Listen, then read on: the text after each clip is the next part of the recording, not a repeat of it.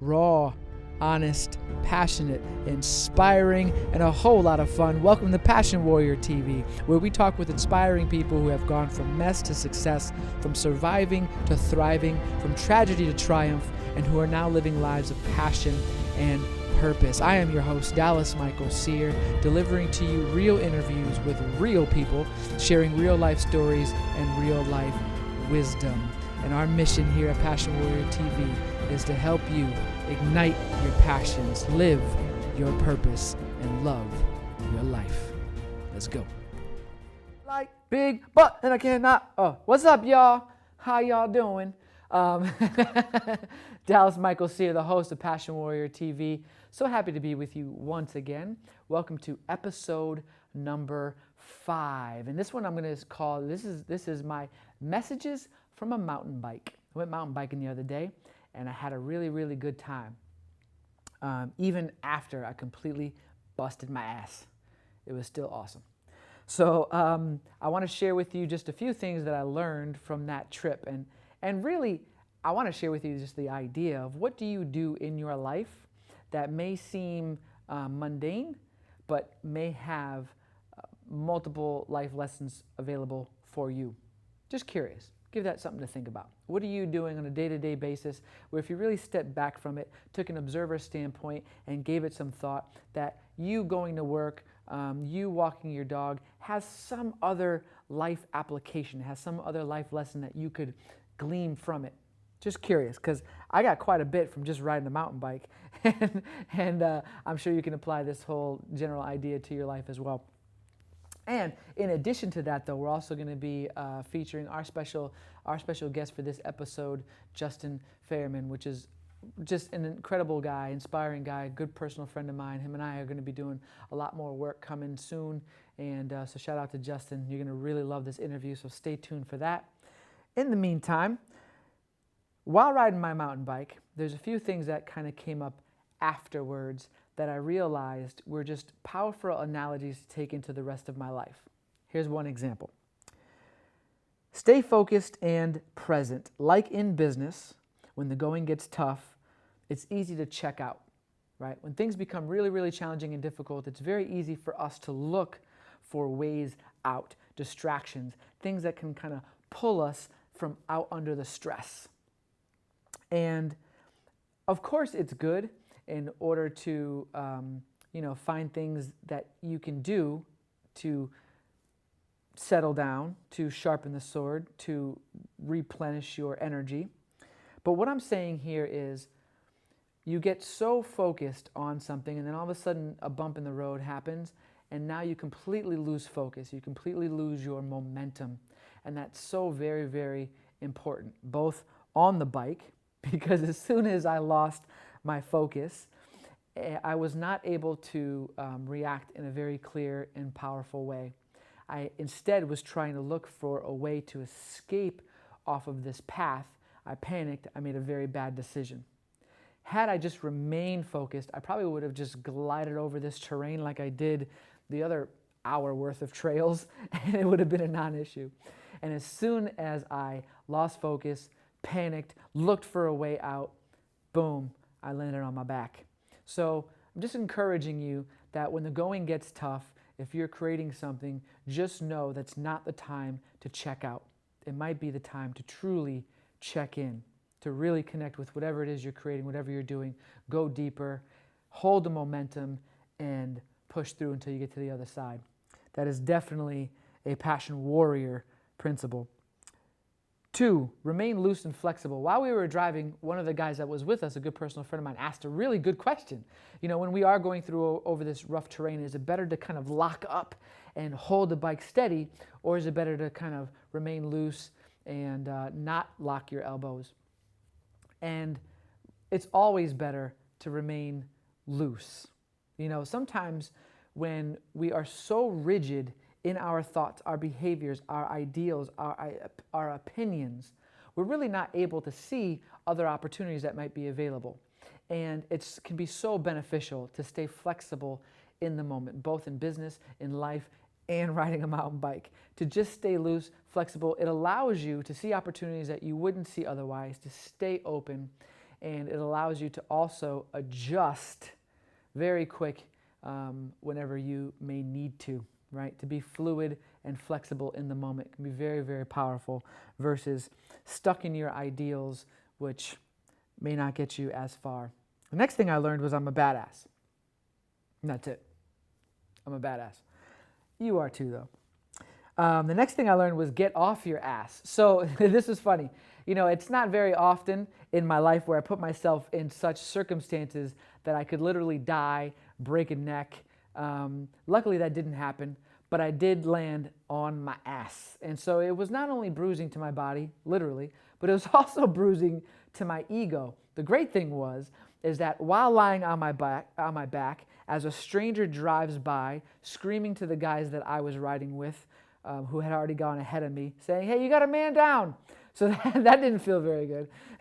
Neither did the bush up my ass feel very good. But the reality is that I was able to like get up, brush myself off, and really check in. And me falling, the moment that I had with my ego, was only a moment. Back in the day, that would have bugged me so much more. It would have been so much of an issue. And really, I was able to brush myself off, just realize that I'm doing something new, that I'm having a blast. I'm kind of pushing my edges. Falling down is normal. Even actually, if you're a good rider, falling down is normal. And it's cool. Hop back on my bike and just kept at it. And it was amazing. Versus the alternative of, not getting back on the bike and having it ruin my day. But that's true of anything in life, again, in business, in life, and in riding the bike. The last thing I want to share with you is make time. There was so much of a conversation going on in my head, spinning round and round, that you don't have enough time. You can't go do this. You've got too many projects. I mean, I was in the process of writing what I needed to say for Passion Warrior TV for all the episodes that I've been recording, and so many other projects as well, coaching and so forth. And so at the time, I didn't feel like I could go take these hours and go enjoy myself with my friends, and it was the best thing that I could have done. In fact, I came back to everything that I was doing more creative, more alive, with more energy. So the false notion is that you don't have enough time. That is always a lie. We make time, period. You make time. For the things that are important, for the things that are in priority, there is always enough time. Period, the end. And you only do yourself a disservice saying otherwise. So that's what I got for you today. Passion Warrior TV. I hope that was valuable. And now we're getting into Justin Faerman. I love this dude. He is truly a visionary agent of change, entrepreneur, a healer, dedicated to evolving global consciousness, bridging science and spirituality, spreading enlightening ideas on both individual and a societal level. He is the co-founder of Conscious Lifestyle magazine. Check that out. It's an amazing online magazine. He is a sought-after coach and teacher known for his pioneering work in the area of flow, and you're going to learn all about flow in this interview. He is also largely focused on applied spirituality, which is translating these abstract concepts into ideas that are practical and actionable in your life, which is absolutely something that I myself and Passion Warrior is all about as well. So we're going to share with you the links to Justin so you can check out all that he's up to. But first, check out me and Justin talking about flow on this week's episode. What's up, Passion Warrior Tribe? I'm here with Justin. I'm Dallas. You're awesome. Welcome to Passion Warrior TV, where we highlight individuals who are doing amazing shit in the world. They are making an impact. They're making a dent. And they've oftentimes, in many cases, overcome amazing challenges, success, adversity to abundance. And we talk about these things to give you content that you can apply to your life immediately right now that'll make a massive difference, massive shift to show that it's possible for you, me, you, anyone to really to get aligned with why you're here, what you're here to do, and to just live a more fulfilling life. Yes, yes, sir. And serve others. Usually, everyone I've talked to so far is serving others in the process, and that can look like different things. Not everyone that we interview is actually an entrepreneur, right? But they're really loving their life, and that's what I want more of the world to be doing. Right. Yeah. Right? And, not everyone's an entrepreneur. I used to think that I used to project that out. I oh, everyone's got to be an entrepreneur. It's the only way to live. But that's just, that's my personal mission, but it's not for everybody. Everybody has their own perfect place. Entrepreneurs need support, right? Totally, right? Yeah. And I feel like, I've heard a little bit of your story, and I get this. It's almost like you were always meant to be an entrepreneur, right? So give me a little bit of your journey in the early stages. Yeah. So big question, loaded question. Yeah, I know. How far back should I go? Early story. Yeah. So yeah, I've always had like a really strong vision. Okay. From as young as I can remember, I've always had a really strong vision that has kind of guided me throughout my life. And I think I think all entrepreneurs share that. You kind of have to have a really strong vision, because when you're an entrepreneur, right, you have to go out there and really like stand behind what you do. If you don't believe in it, nobody else is going to. So that kind of guided me throughout my whole life. And I had a lot of ups and downs. I was my own worst enemy for a long time. A lot of inner struggle going on, and that was really my challenge. And what did that look like in the beginning? Just a lot of self-doubt, really. Okay. When I always had a really strong vision, and I always had all these, what I thought were brilliant ideas, and I realize now that I can toot my own horn a little bit, but I constantly doubted myself. And so growing up in high school and even into my beginning years at college, I kind of just didn't really speak up. I kept everything inside because I was really, I doubted myself, and I was afraid of what other people would think. And a big part of my struggle was overcome that and really express myself and express my ideas. And, the irony is when I finally did that, when I finally was true to myself at the deepest levels, I got so much love and support for everybody. It was not what I was projecting all those different years, right? Everyone was super supportive, and a lot of the ideas have gone on to be very successful and help a lot of people. So a lot of the feeling is like, I've got great ideas. I want to, put stuff out in the world, but maybe people won't trust it, appreciate, love me.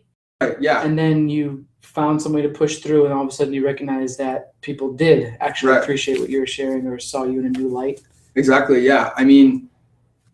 For me, it was really like I was afraid of being rejected, because I had experiences like that when I was younger, where I had experienced it literally and felt it. What were some of those experiences? Like what happened? Just like in high school, I was really into punk.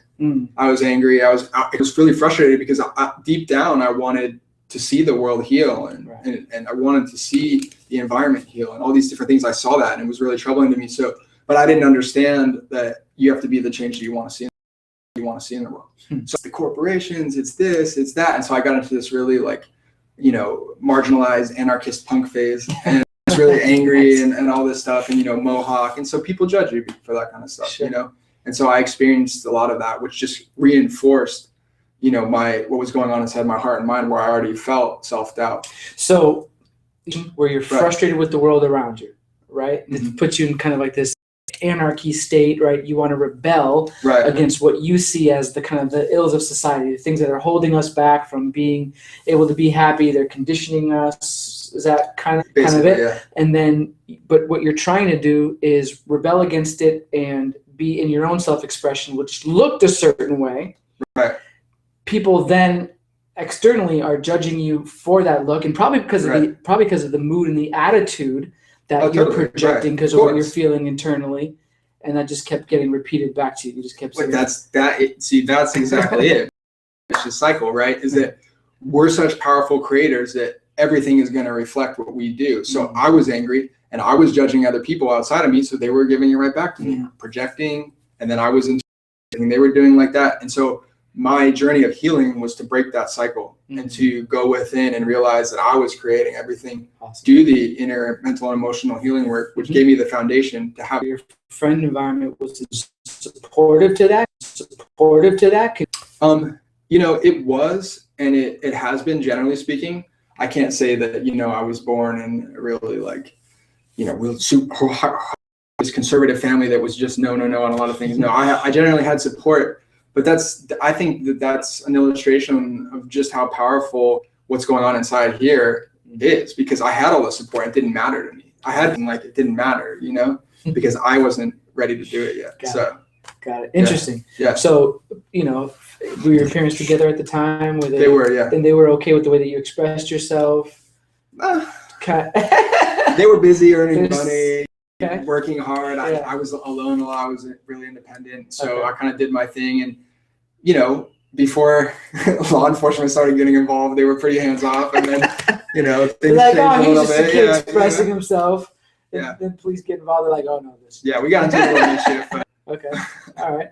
But, and even though they were loving, supportive, you had a good home, it sounds like, for the most part. yeah, I did. You still were I had, feeling like you know, the world was kind of against you in a lot of ways. Right, totally. Because it wasn't so much like it wasn't like my home environment that was the issue. Like when I was a little kid, I was like, people, you are destroying the planet. Right. Like, why would you do that? Why are you doing that? Like, it's so obvious you shouldn't be doing that. This planet supports us. It gives everybody life. Like, Right. why would you destroy what gives you life, you know?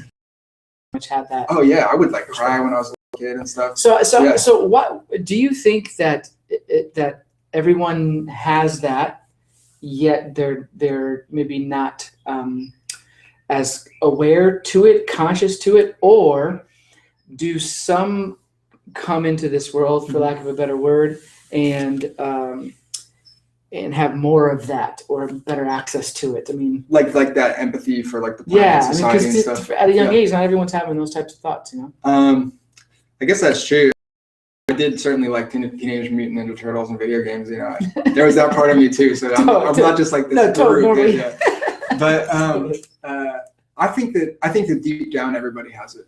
I think that sometimes it's covered by a lot of layers of, you know, conditioning from society and family, you know, different value systems and belief systems. I think it gets covered up. But I think that we're all born with it at a deep level, because that is just, you know, I believe that nature and the universe are like a self-correcting mechanism. And if we didn't have that instinctually at the deepest levels, I just think that we would self-destruct. We would have done it a long time ago. Wow, You know? okay. So I think it's all there. Okay. I guess I just didn't have as much conditioning, so it was like more at the surface for me. So Gotcha. Yeah. So in those beginning years, I mean, once you started kind of figuring that out, you know, and you kind of made that realization and that cut from, I need to choose something else. Like, how did that transition? How did that transition begin for you? You know, from being this like kind of angry, externalizing everything. Okay, so that's a good question. So, and what happened was I was angry, so I was externalizing all this anger. I was judging myself, judging other people. I wasn't eating well, wasn't taking care of my body on a physical level. So I ended up getting really depressed. I tried to like run away from my problems. I graduated high school and I moved to Europe, and it was great. But eventually I ran out of money. I had to come back.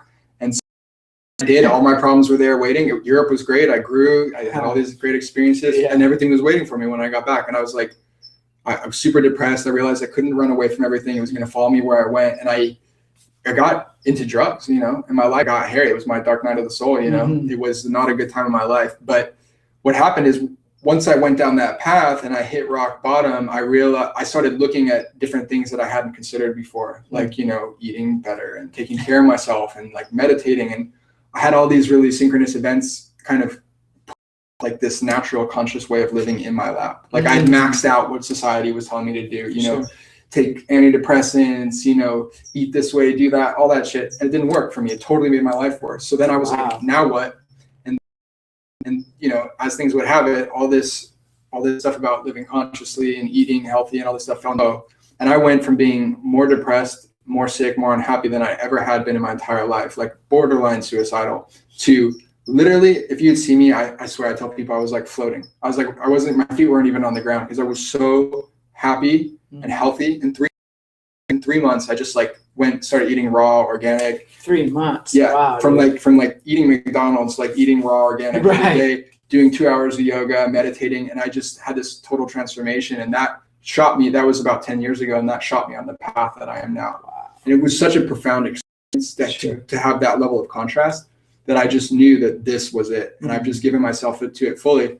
And that journey has led me to do all the inner mental and emotional healing work that's like got me to where I am now. Sure. You know? What are some the conscious awareness of what you're putting into your body? Right. Big theme for almost pretty much everyone on the show, right? Important. Including myself, right? The meditation. I'm still a pretty regular practice in your life, right? Every day. And like, what else is a consistent thing? Like when you say the inner work and the personal growth, I mean, do you still seek out either coaches, mentors, events? Like, what do you go to that? Yeah, absolutely. Well, just kind of the background on it, I'm sure you see it the same way. Is whatever level you get to, that's just one in an endless series of levels that you keep evolving through. So yeah, maybe, you know, I have that foundation of meditating and doing yoga, and that's great. And it gets you to a certain point. Then, you know, you have to start going, working on limiting beliefs and deconditioning emotional patterns. That gets you to a certain point.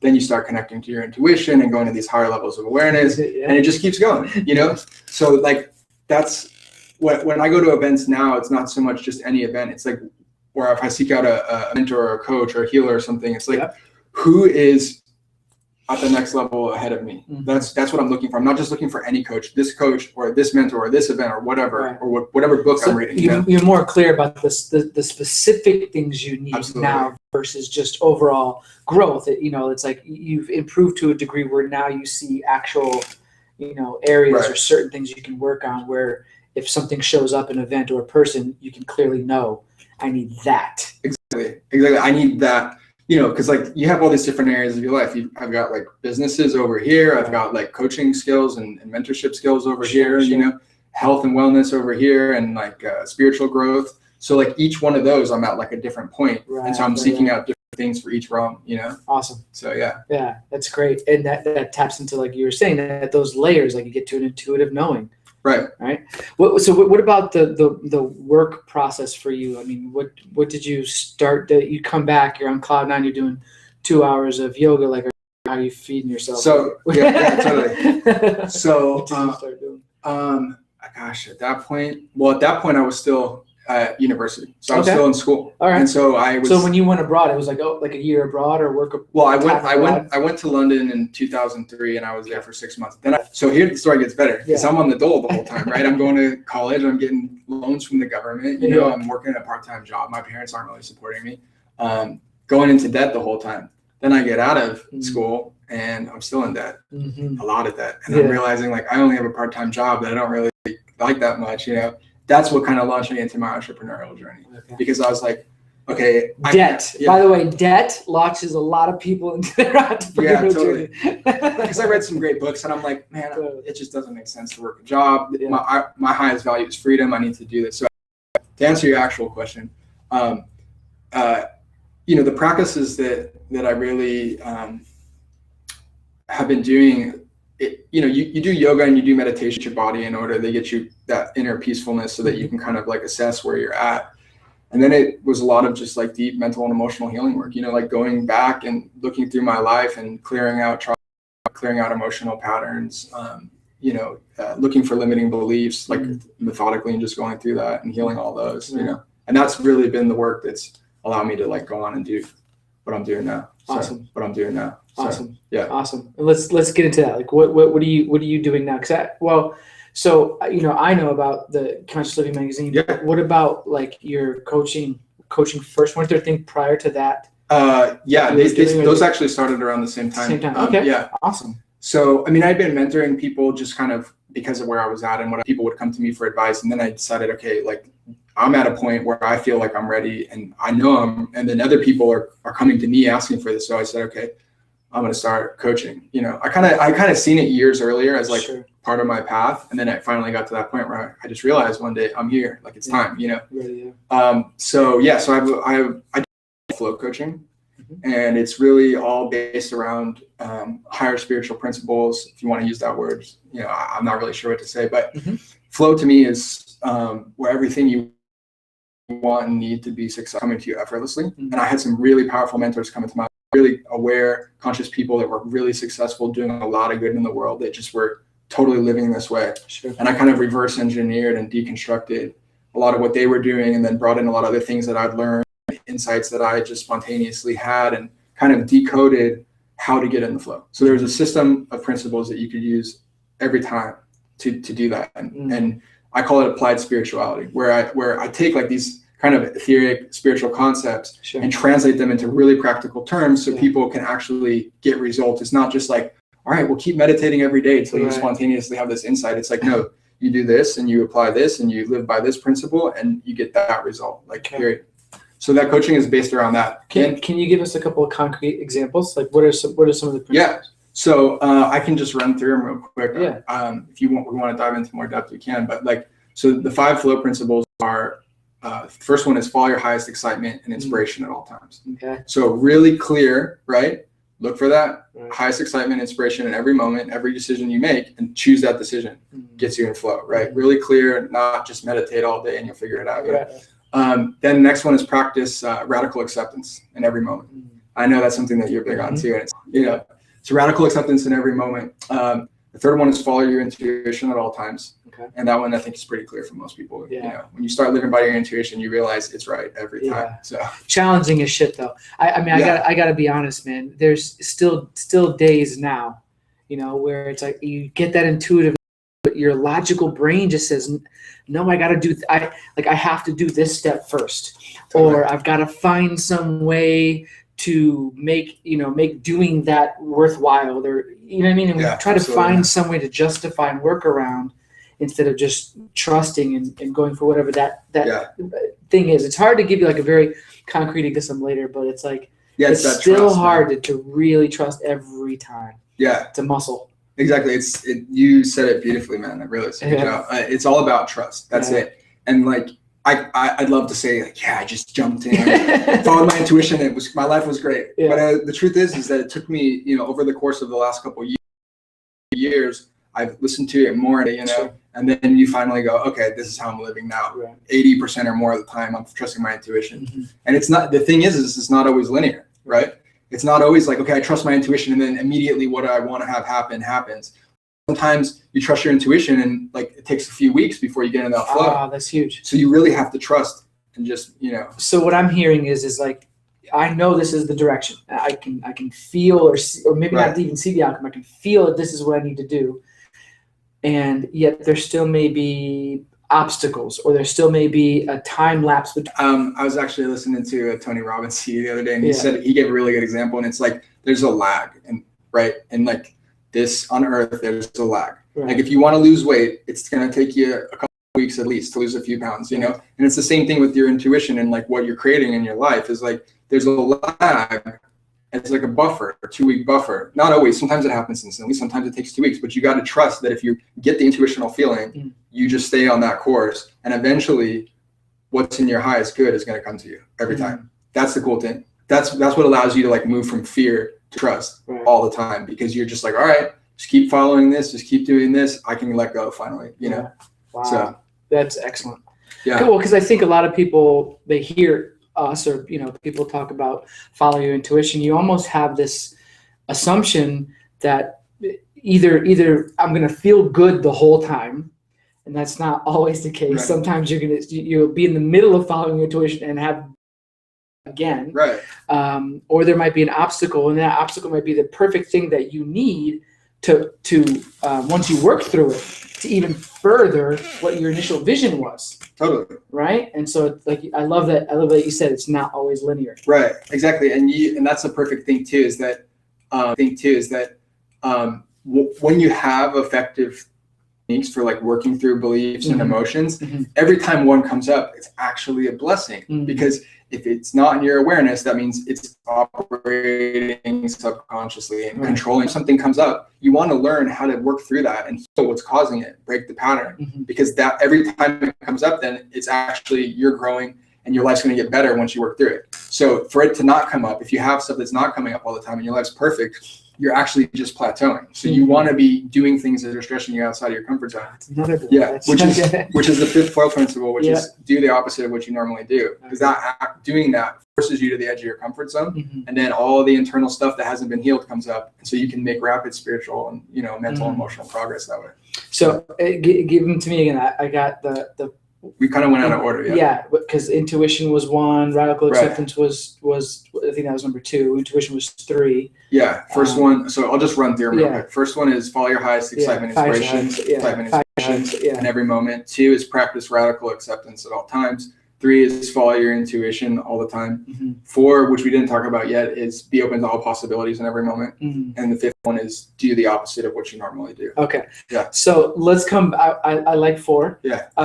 Because I feel like Give it to me again. 4 was be open to all possibilities. So yeah. the reason why I wanted to pause you was because I know personally I can tend to try and control situations.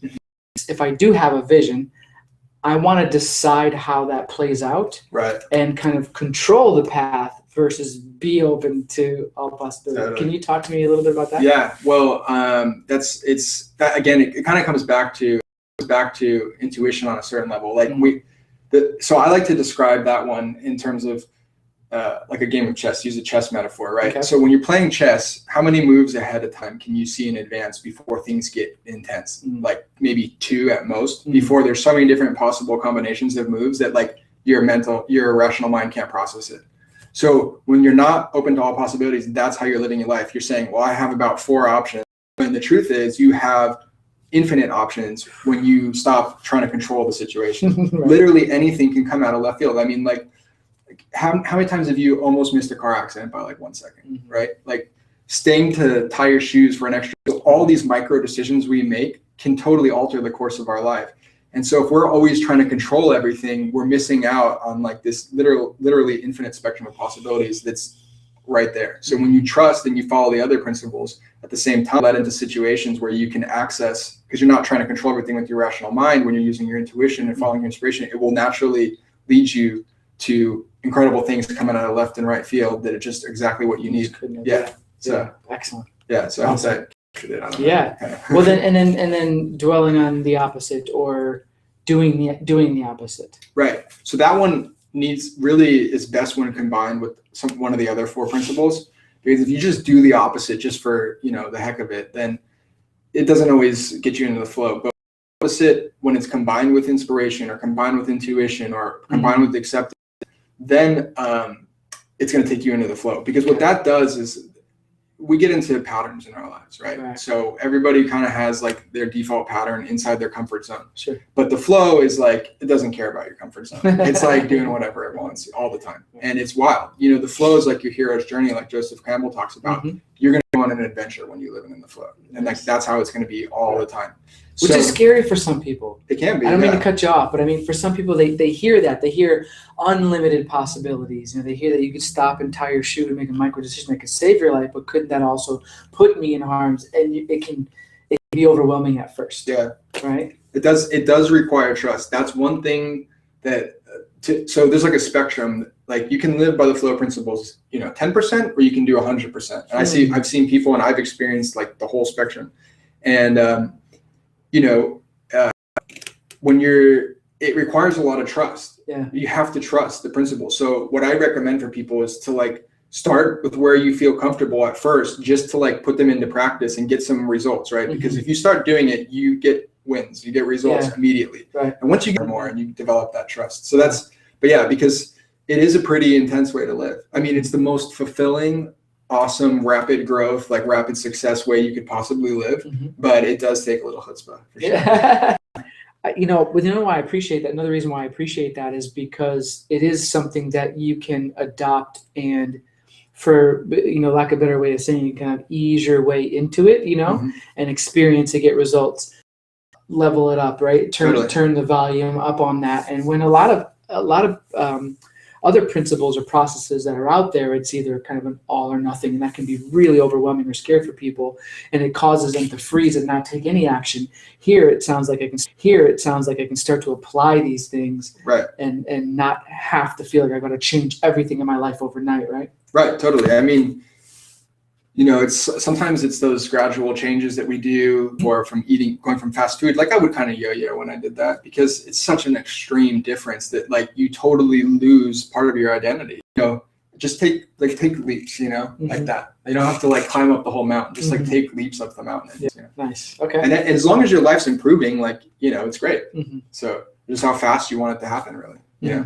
So that's beautiful. Yeah. So then combined with that, you also you started around the same time this other site, the magazine. Yeah, so at the same time. Yeah, it's about the same time. Wow, yeah. That's awesome. It's called Conscious Lifestyle Magazine. Yeah. And it's we're a digital magazine, so we're an actual magazine but digital. So we actually release like an issue 4 times a year. quarterly. Comes out on our iTunes app, through our Google Play app, and then there's a premium subscription through our website where you get the actual magazine. But we also put out free content on our website because, you want to experience what you're doing before you go for it, and it's just a way that we give and help bring all this really powerful conscious ideas to the world. Awesome.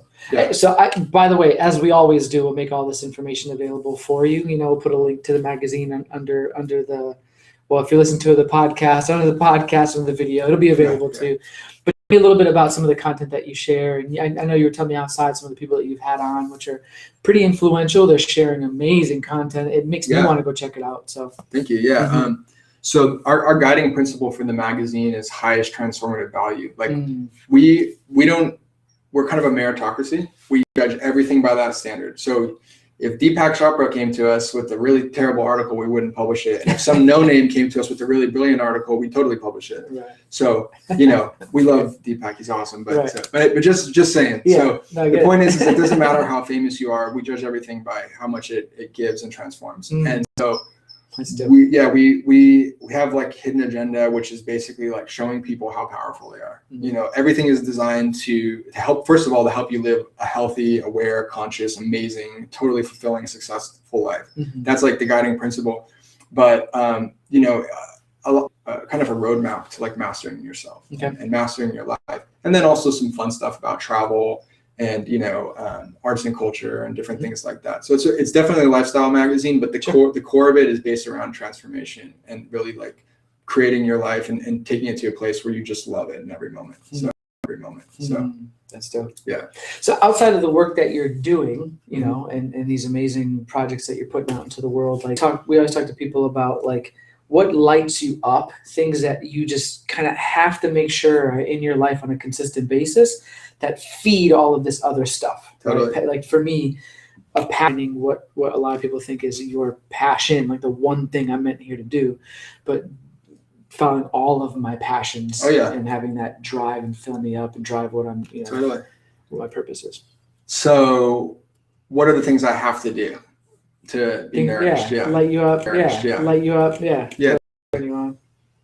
I mean, I'm totally a growth junkie at this point. I can like safely say that. So I really love that, which is awesome for what I do because it keeps me great. But at the same time, I also need to have like total peace and quiet where I do nothing and just be, zoning a movie, because like I'm so active mentally and emotionally when I'm doing what I love doing. Then I need that time to recharge.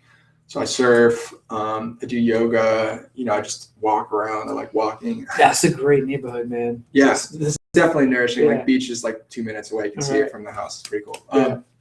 But yeah, I mean, I love to travel. I'm like you. I have, and this is something that I think is really important. It's as if there's just one thing. For some people, there are. Right. But for me, I have about 15 things that I'm really passionate about. And it was a challenge for me to like focus in on things. And the magazine is cool because I'm an artist. I'm super passionate, really good at writing, all these different talents. And the magazine allows me to do all that. And, the whole consciousness and growth aspect allows me to tie all that together. So, and I think it's really important. If I don't because I have to make sure that I do that, I think it's really important for people to like know that they may do one passion to earn money, but they have to still nourish those other passions as hobbies or something, so that they stay fulfilled on all those levels. Yeah, that is the core of the question. That's what I wanted to know is what are those things, because it gives other people permission to go enjoy those things. Either start doing yoga or take more time to surf or learn how to play the drums. Something that just lights you up because it feeds everything else. We think it's the distraction. Like part of us says, like that I need to create this business or earn more money first before I go celebrate my life. But it's the celebrating of the life that's gonna allow for the other stuff to open up. Yeah.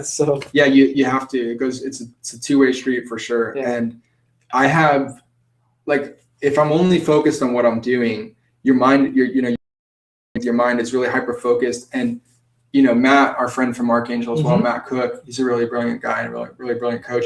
And he has this process where he has this way of getting you outside of that zone. So you get into this kind of passive creative state.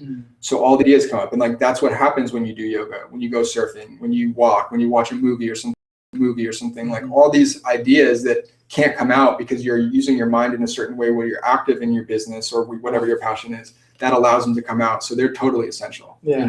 To like really innovate and grow, you need to have those activities where you're not doing your main thing. So movies. I'm a movie fanatic. Like, do you have a specific genre, a couple movies that stand out for you? I mean, I like it's good as long as it's well acted, no judging here. Yeah, well made, well thought out, scripted. Like I can get into it. But lately, I've been really liking these like psycho thrillers. You know, like I don't know if anybody saw Whiplash. That was brilliant. Whiplash. I wonder. It's a movie about this like relationship between a music teacher and a student, and I didn't. I remember being in the theater, but I didn't. It's really brilliant. I mean, I just like movies that are like deeper than normal, and they kind of explore like topics that are like relevant to us, but you know, there's like some message or lesson in them, and but yeah, I mean, I love movies. It's really cool because you know, it's funny. They're my way of really just totally zoning out. When I'm watching a movie, my mind is totally focused and occupied, and I have some major insights when I'm watching movies because my subconscious is just like totally disengaged and like all these ideas. I love movies. Yeah, that's awesome. Yeah, me too. I used to not give myself permission. Like, sure, there's obviously, you know, binge watching TV. I mean, they say like the average American's like watching 4 hours of TV a day. Watch this. But please don't just watch 4 hours of just TV every day of your life. But I made myself so wrong for doing that, right? And it sounds like you consciously choose things that entertain you, that engage you, and ironically enough, allow you to disengage.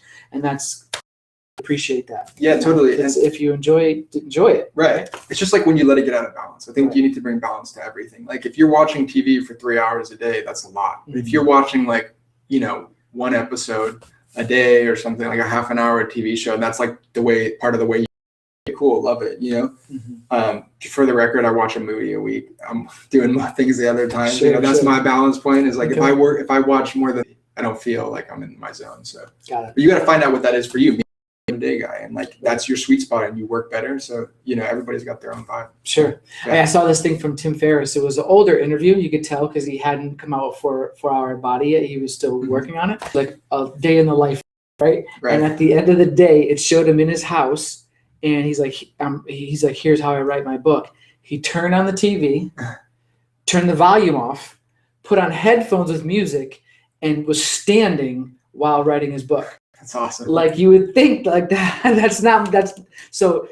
what you just said, right? Finding your sweet spot, finding out what works for you, because that wouldn't work for me. No way, dude, I couldn't do that. I could not do that. Yeah, if there's like music. Well, music can help sometimes. Totally. TV, no way. Yeah, I can music that has like no words and work my ass off. In fact, I kind of have to. That is my thing. Is like the music with no words. You know, honest. You know, it could be binaural beats. It could just be instrumentals or whatever. Spotify has these great lists called Focus. It's like a whole genre of just focus, and you can choose. Cool. It's rocking, dude. They've got the coolest names: Intense Study, Brain Food, and it's just some of the best instrumentals depending on what mood or energy you want. So yeah, that's my thing. But if I had the TV on top of that, I wouldn't get nothing done. Yeah.